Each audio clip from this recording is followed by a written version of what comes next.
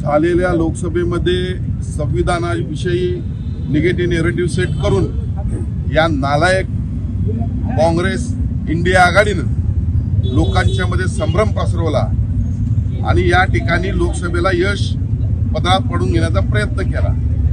पण आज हे नालायक काय आहेत हे यांच्या तोंडातून आलेलं आहे। संविधानाचा अपमान करण्याचं काम या काँग्रेसचे नेते राहुल गांधी यांनी केलेलं आहे।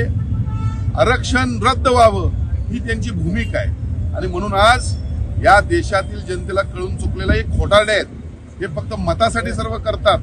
आज आरक्षणाची सर्वसामान्यांना गोरगरिबांना या ठिकाणी गरज असताना हे आरक्षण रद्द व्हावं अशी भूमिका दुसऱ्या देशामध्ये जाऊन या ठिकाणी करणारे राहुल गांधी यांचा निश्चितपणे संपूर्ण देशानं या ठिकाणी निषेध केलेला आहे। इथून पुढच्या सगळ्या निवडणुकांमध्ये सर्व समाज यांना त्यांची जागा दाखवल्याशिवाय स्वस्थ बसणार नाही। त्यांना त्यांची जागा कळून चुकून येईल।